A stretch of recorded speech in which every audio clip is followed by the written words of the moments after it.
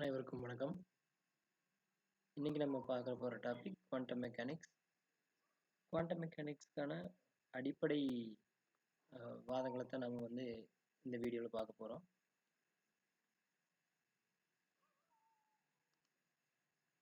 Classical மெக்கானிக்ஸ்லேருந்து quantum mechanics உருவாகிறதுக்கான முக்கியமான துவக்க புள்ளியாக இருந்தது பிளாக் பாடி ரேடியேஷன். ஸோ ஒரு பிளாக் பாடியை ஹீட் பண்ணும்போது பிளாக் பாடினா பிளாக்காக இருக்கணுங்கிற அவசியம் இல்லை. எந்த ஒரு ஆப்ஜெக்டை நீங்கள் ஹீட் பண்ணாலும் அந்த ஆப்ஜெக்டோட டெம்பரேச்சர், அதாவது ஆவரேஜ் கைனடிக் எனர்ஜி இன்க்ரீஸ் ஆகும்போது அதுக்குள்ள இருக்கக்கூடிய ஆட்டம்ஸ் ஆர் மாலிகுல்ஸ் வைப்ரேட் ஆகும்போது அது ஒரு ஸ்டாண்டிங் வேவ்ஸை உள்ள கிரியேட் பண்ணி அதுலேருந்து எனர்ஜி வெளியில் வரும். இதுதான் பிளாக் பாடி ரேடியேஷன் அப்படிங்கிறோம். இந்த கிராஃபில் கொடுத்துருக்கக்கூடிய டேட்டா எக்ஸ்பெரிமெண்டல் டேட்டா. இந்த டேட்டா படி பார்த்தீங்கன்னா ஒரு குறிப்பிட்ட டெம்பரேச்சரில் தான் பார்த்தீங்கன்னா அதோட எனர்ஜி இன்டென்சிட்டி ரொம்ப அதிகமாகுது. ஸோ டெம்பரேச்சர் அதிகமாக எனர்ஜி இன்டென்சிட்டியும் அதிகமாகுது. அப்போது எனர்ஜி அதிகமாகணும்னா நம்ம டெம்பரேச்சர் இன்க்ரீஸ் பண்ணும்போது எனர்ஜி எமிட் பண்ணக்கூடிய அளவும் பார்த்தீங்கன்னா அதிகமாகுது. ஸோ இப்போது இந்த மேக்ஸிமம் எனர்ஜி இன்டென்சிட்டி எல்லாமே பார்த்தீங்கன்னா ஒரு பர்டிகுலர் பீக்கில் தான் இருக்குது.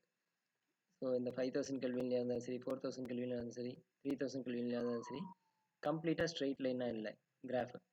இதுக்கு ரீசன் என்னென்னா லோ ஃப்ரீக்குவன்சியில் ரேடியேஷன்ஸும் கம்மியாக எமிட் ஆகுது, ஹை ஃப்ரீக்குவன்சிஸ்லேயும் ரொம்ப கம்மியாக எமிட் ஆகுது.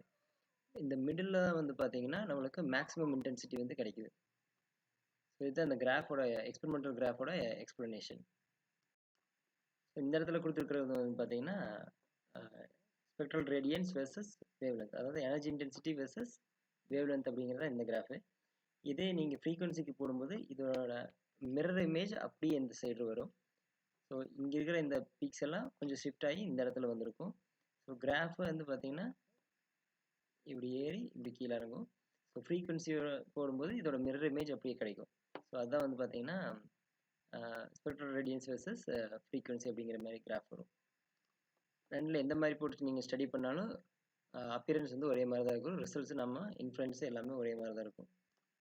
ஃபார் எக்ஸாம்பிள் ஒரு நம்ம ஸ்பெரிக்கல் பிளாக் பாடி நம்ம எடுத்துக்கிட்டு அதில் இருக்கக்கூடிய ஆட்டம்ஸ் வைப்ரேட் ஆகும்போது எந்த மாதிரி எனர்ஜி இவர் ரிலீஸ் பண்ணலாம் அப்படிங்கிறத நம்ம கால்குலேட் பண்ணணும்.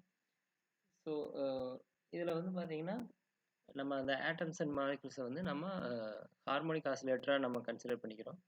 ஸோ ஹார்மோனிக் ஆசிலேட்டரோட எனர்ஜி பார்த்தீங்கன்னா எதை டிபெண்ட் பண்ணியிருக்குன்னா அதோட நேச்சுரல் ஃப்ரீக்வன்சி டிபெண்ட் பண்ணியிருக்கும். ஸோ இதில் நாம் கன்சிடர் பண்ணக்கூடிய இந்த கியூப் பாருங்கள். இந்த கியூப்பில் பார்த்தீங்கன்னா அதோட லென்த் நாம் என்னன்னு வச்சுக்கிறோம். இப்போ இதில் உள்ளே ஸ்டாண்டிங் வேவ்ஸ் இருக்கிறதா நம்ம அசியூம் பண்ணிக்கிறோம். உள்ளே இருக்கக்கூடிய standing waves front and back polarise ஆகி ரெண்டு டைரக்ஷன்லேயும் போலரைஸ் ஆகிட்டு ரெசனேட் ஆகிட்டு இருக்குன்னு அர்த்தம்.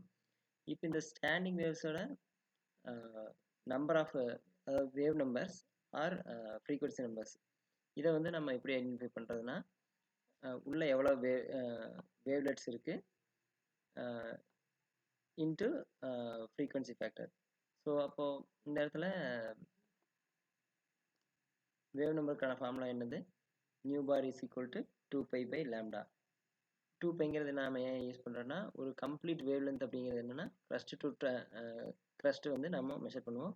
ஸோ சக்ஸஸிவ் க்ரஸ்ட் கடையில் இருக்கக்கூடிய சைக்ளிக் ஆங்கிள் பார்த்தீங்கன்னா in radians 2π or 360 degree in theta. So இது எப்போ ஒர்க் ஆகுனா இது wave number per unit length அப்படிங்கும்போது, இதுவே அந்த அங்கிற அந்த லென்த்துக்குள்ளே எவ்வளோ வேவ் நம்பர்ஸ் இருக்குதுங்கிறத நம்ம கால்குலேட் பண்ணுறதுக்கு அந்த என்கிற இன்டீச்சரை நம்ம இன்க்ளூட் பண்ணிக்கிறோம். இந்த என்கிற இன்டீச்சர் தான் பார்த்தீங்கன்னா அதோட இந்த ஃப்ரீக்வன்சி நம்பரோட இன்டெக்ரல் வேல்யூவை நமக்கு கொடுக்கும். ஸோ என் எதை டிபெண்ட் பண்ணியிருக்குன்னா எல்லை டிபெண்ட் பண்ணி தான் இருக்கும். ஸோ இதே ஃப்ரீக்வன்சி நம்பரை வந்து நம்ம 3 டைமென்ஷனுக்கும் நம்ம யூஸ் பண்ணும்போது ஒவ்வொரு டைமென்ஷனுக்கும் நம்ம வந்து nx, ny, nzன்னு அந்த இன்டெக்ரல் வேல்யூஸை நம்ம எடுத்துக்கலாம். ஸோ நம்ம 3 டைமென்ஷனில் நம்ம ஸ்டடி பண்ணும்போது ரியல் ஆப்ஜெக்ட் வந்து நம்ம 3 டைமென்ஷன் தான். ஸோ ரியல் பிளாக் பாடி வந்து நம்ம ஸ்டடி பண்ணும்போது அதோட எனர்ஜி டென்சிட்டி வந்து வெறும் ஸ்கேலார் குவான்டிட்டி தான். எனர்ஜி நம்ம எப்பவுமே ஸ்கேலார் குவான்டிட்டியில் தான் சொல்லணும், அது வெக்டர் குவான்டிட்டி கிடையாது. ஸோ ஸ்கேலார் குவான்டிட்டிங்கும் போது நம்ம அதில் இருக்கக்கூடிய பாசிட்டிவ் ஆக்டன்ட், அதாவது ஒரு ஸ்பியரில் ஸ்பெரிக்கல் கோஆர்டினேட்டாக இருந்தாலும் சரி, இல்லைன்னா கார்டீசியன் கோஆர்டினேட்டாக இருந்தாலும் சரி, அதோட பாசிட்டிவ் டைரக்ஷன் இருக்கக்கூடிய வேல்யூஸை மட்டும் நம்ம எடுத்துக்கலாம். Positive X, positive Y, positive Z cover பண்ணக்கூடிய வால்யூம் மட்டும் நம்ம கால்குலேட் பண்ணிக்கலாம். ஒரு கியூப்னு எடுத்துக்கிட்டு அந்த கியூப்ல 3 டைமென்ஷனும் ஃபார்ம் பண்ணக்கூடிய வால்யூம்லேருந்து 1/8 தான் நமக்கு அந்த ஆக்டன்ட் அப்படிங்கிறது. ஸோ டோட்டல் வால்யூம்லேருந்து 1/8 வந்து பார்த்தீங்கன்னா நம்மளோட கன்சிடரபிள் வால்யூம் வந்து நம்ம எடுத்துக்கிறோம். ஸோ இப்போ அந்த வேவ் நம்பரை நம்ம 3 டைமென்ஷன்ஸ்க்கும் நம்ம அப்ளை பண்ணும்போது நம்மளுக்கு ஈக்குவேஷன் 2 வந்து கிடைக்குது. இந்த ஈக்குவேஷன் 2வை நம்ம ஃபர்தராக ரெடியூஸ் பண்ணும்போது ஈக்குவேஷன் 3 கிடைக்கும். இதை நீங்கள் வந்து ஒர்க் அவுட் பண்ணி பார்த்துக்குங்க. இந்த ஈக்குவேஷன் 3யை இந்த வால்யூம் ஆஃப் ஷெல், இந்த வால்யூம் ஆஃப் ஷெல்லுங்கிறது என்னன்னா, இப்போ இந்த பிளாக் பாடி எடுத்துக்கிட்டிங்கன்னா, ஸ்பெரிக்கல் பாடி எடுத்துக்கிட்டிங்கன்னா, வால்யூம் ஆஃப் ஷெல்னு நம்ம எடுத்துக்கிறோம்னா ஃபுல் வால்யூம் கூட நம்ம எடுத்துக்கலாம். பட் ஆனால் நம்ம வந்து எந்த ரேஞ்சுக்குள்ள இருக்கக்கூடிய எனர்ஜி மட்டும் நம்ம எனர்ஜிக்கு டென்சிட்டி நம்ம கால்குலேட் பண்ணுறோம் அப்படிங்கிறத பொறுத்து நம்ம அந்த வால்யூம் வந்து சேஞ்ச் ஆகும். ஸோ நீங்கள் அதை வந்து இன்டெகிரேட் பண்ணி நீங்கள் கண்டுபிடிச்சிக்கலாம். இந்த ஷெல்லோட வால்யூம்லேருந்தே ஃபுல் வால்யூம் வேணாலும் நம்ம கால்குலேட் பண்ணிக்கலாம் பை இன்டெகிரேட்டிங். ஸோ இந்த இடத்துல நம்ம இன்டெகிரேட் பண்ணாமல் அதோட டிஃபரன்ஷியல் ஃபார்ம் எடுத்துக்கிறோம். ஸோ ஸ்மால் ஷெல் வால்யூமில் நம்ம வந்து ஒரு சின்ன கியூபை வச்சுக்கிட்டு நம்ம வந்து கண்டுபிடிக்கிறோம். ஸோ இந்த ஷெல் வால்யூமில் அந்த ஆர் வேல்யூ, ஆர்ங்கிறது தான் வந்து பார்த்திங்கன்னா அந்த ஷெல்லோட ரேடியஸ். ஸோ இந்த ஷெல்லோட ரேடியஸை வந்து நம்ம எதுக்கு ஈக்குவேட் பண்ணிக்கிறோம்னா, இந்த இன்டெக்ரல் ஃபேக்டர்ஸ், அந்த இன்டீஜர்ஸை வந்து 3 டைரக்ஷனில் இருக்கக்கூடிய இன்டீஜர்ஸோட root of sum of squares of the integers in 3 டைரக்ஷன்ஸ் தான் நம்ம வந்து ஆர்னு எடுத்துக்கிறோம். ஸோ இந்த ஷெல் அப்படிங்கிறது என்னென்னா நம்பர் டென்சிட்டி தான் ஆக்சுவலாக நம்ம மெஷர் பண்ணுறோம். ஸோ அதனால் அதோட ரேடியஸ் வந்து இந்த இன்டீஜர்ஸை தான் டிபெண்ட் பண்ணியிருக்கும். ஸோ அதை சப்ஸ்டியூட் பண்ணதுக்கப்புறம் நம்ம வந்து ரெடியூஸ் பண்ணுறோம். ஈக்குவேஷன்ஸை ரெடியூஸ் பண்ணிட்டு வந்ததுக்கப்புறம் இப்போது நாம் கால்குலேட் பண்ணிக்கிறது டோட்டல் ஷெல் வால்யூமுக்கு. இப்போ அதிலிருந்து நம்ம ஒரு ஆக்டன்ட் மட்டும் நம்ம எடுத்துக்கிறோம். 1/8 ஆஃப் தி ஷெல் இருக்கிற எல்லா நெகட்டிவ் கோஆர்டினேட்ஸ் எல்லாத்தையும் நம்ம நெக்லெக்ட் பண்ணிட்டு நம்ம பாசிட்டிவ் கோஆர்டினேட்டை மட்டும் நாம் எடுத்துக்கிறோம். அதனால் நம்ம 8ஆல் டிவைட் பண்ணுறோம். அந்த 8ஆல் டிவைட் பண்ணும்போது 32 கேன்சல் ஆகிட்டு 4 மறுபடியும் வந்துருச்சு. So finally D V is equal to D V not, volume of octant is equal to 4π L cube divided by C cube into nu square into du. So இந்த பாடியில் வந்து பிளாக் பாடியில் நம்ம ஹார்மோனிக் ஆசிலேட்டர் இருக்குன்னு நம்ம வந்து ஃபிக்ஸ் பண்ணிட்டோம். ஸோ ஹார்மோனிக் ஆசிலேட்டர்ஸ்க்கு பொட்டன்ஷியல் எனர்ஜி இருக்குது, கைனடிக் எனர்ஜி இருக்கும். ஒவ்வொரு டிகிரி ஆஃப் ஃப்ரீடமுக்கும் நம்ம ஹார்மோனிக் ஆசிலேட்டரில் அதோட எனர்ஜி வந்து கேபி இன்ட்டு டின்னு ஃபிக்ஸ் பண்ணுறோம்.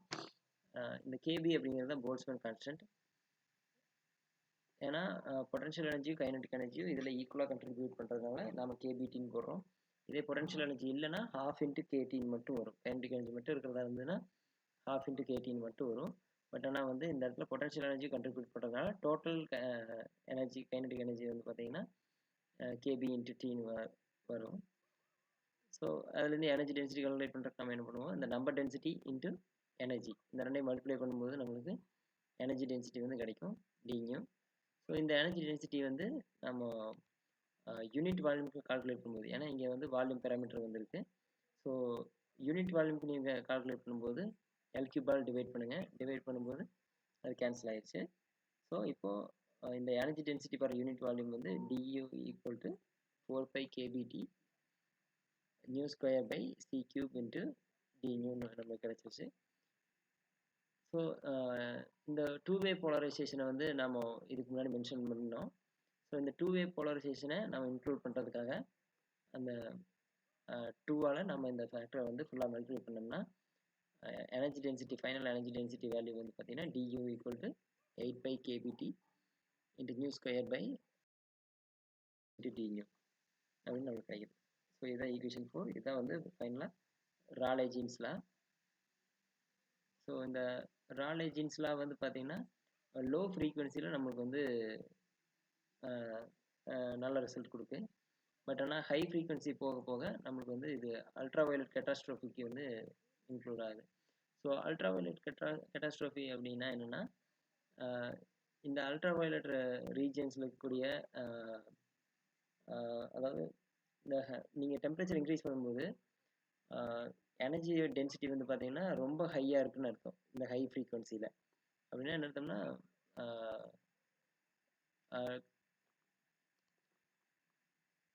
தியரிட்டிக்கலி எக்ஸ்பெக்டட் வேல்யூ வந்து ரொம்ப அதிகமாக இருக்குன்னு அர்த்தம். ஸோ அதனால இதை நம்ம அல்ட்ரா வயலட் கேட்டாஸ்ட்ரோஃபி அப்படின்னு சொல்கிறோம்.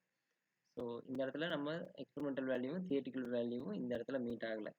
ஸோ தியரிட்டிக்கல் வேல்யூ வந்து ரொம்ப அதிகமாக இருக்குது எனர்ஜி டென்சிட்டி. பட் இதே வந்து ரியாலிட்டியில் வந்து பார்த்தீங்கன்னா அந்த மாதிரி இல்லை. ஸோ ராலே ஜீன்ஸ் லா வந்து பார்த்தீங்கன்னா ஹை ஃப்ரீக்வன்சிஸில் ஃபெயில் ஆயிடுச்சு. So this is not completely acceptable. It can be used up to mid range frequency only. High ஃப்ரீக்வன்சிஸில் நம்ம இதை யூஸ் பண்ண முடியாது. லோ ஃப்ரீக்வன்சியில் மிட் ரேஞ்ச் ஃப்ரீக்வன்சி வரைக்கும் நம்ம யூஸ் பண்ணிக்கலாம். இந்த லாவை யூஸ் பண்ணி நம்ம ஸ்டடி பண்ணலாம். பட் ஆனால் ஹை ஃப்ரீக்வன்சி ரேஞ்சில் நம்ம இதை யூஸ் பண்ணி ஸ்டடி பண்ண முடியாது. ஸோ அப்போ அதை ரிசால்வ் பண்ணுறதுக்கு நம்ம என்ன சொல்யூஷன் கொண்டு வர்றோம் அப்படிங்கிறது தான் அடுத்த வீடியோவில் பார்ப்போம்.